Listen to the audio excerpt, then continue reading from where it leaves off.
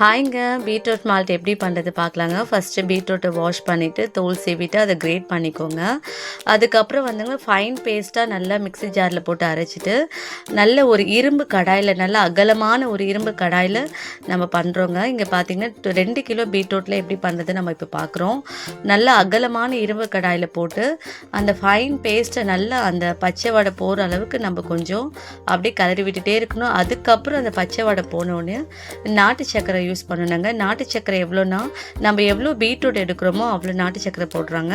ஆனால் நாங்கள் பாதிக்கு பாதி தான், 2 கிலோ பீட்ரூட்டுக்கு 1 கிலோ நாட்டு சக்கரை தான் போட்டிருக்கோம். ஏன்னா பார்த்தீங்கன்னா பீட்ரூட்லேயே கொஞ்சம் ஸ்வீட்னஸ் அதிகமாக இருக்குது.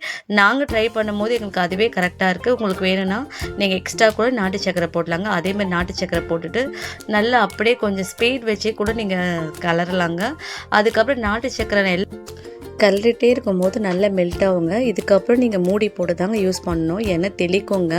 நீங்கள் நல்ல ஒரு பெரிய கரண்டி வச்சு யூஸ் பண்ணுங்கள், ஏன்னா மேலே படும். சின்ன கரண்டிலாம் யூஸ் பண்ணாதுங்க. அதுக்கப்புறம் நல்லா ஒரு ட்ரை ஆகிடுங்க. ட்ரை ஆனோன்னு இந்த மாதிரி தான் ஃபார்மில் வருங்க. இதில் நம்ம அரைச்சி வச்ச நட்ஸ் பவுடர் இந்த டைமில் நம்ம சேர்த்து கலரிட்டே இருக்கணும் கைவிடாமல். அதுக்கப்புறம் பார்த்திங்கன்னா கொஞ்சம் கெட்டி பதத்துக்கு வருங்க. லாஸ்ட் பதமே இது தாங்க. இது மாதிரி நீங்கள் பிரிக்கும் போது ஒன்று சேராமல் இருக்கணும். அதுதாங்க கரெக்டான பதம். அப்படியே நம்ம அப்படியே சிம்மிலே வச்சு கலரிட்டே இருக்கும் போது அந்த பவுட்ரு ஃபார்ம் வர வரைக்கும் நம்ம அப்படியே கலரிட்டே இருக்கணும். அதுக்கப்புறம் ஸ்டவ் ஆஃப் பண்ணிவிட்டு அப்படி கலரிட்டே இருந்திங்கன்னா இந்த மாதிரி ஒரு கெட்டியான பவுடர் மாதிரி கிடைக்குங்க. இதை பார்த்திங்கன்னா நம்ம அப்படியே போட முடியாது. இதை பார்த்திங்கன்னா ஒரு ஜாரில் போட்டு நல்ல ஒரு ஃபைன் பவுடர் அரைச்சிங்கன்னா நம்மளுக்கு பீட்ரூட் மால்ட் பவுடர் ரெடி ஆகிடுங்க. இப்படி தாங்க இருக்கும் பாருங்கள். நல்ல ஒரு ஃபைன் பவுடரில் நம்ம போடும் போது எவ்வளோ ஒரு ஃபைனாக விழுது பாருங்கள். அந்த பவுடர் நீங்கள் ஃபைன் பவுடர் பண்ணும்போது நல்ல ஒரு ஸ்ட்ரெயினரில் போட்டு ஜெலிச்சிட்டு அதுக்கப்புறம் நீங்கள் பாட்டிலில் ஸ்டோர் பண்ணுங்கள். இதுதாங்க பீட்ரூட் மால்ட்டு. நல்ல ஒரு ஹெல்த்தியான நம்மளே வீட்டில் பண்ணலாங்க.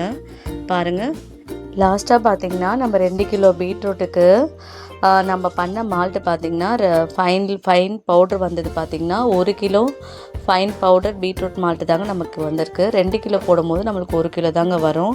இது தாங்க. தேங்க்யூ.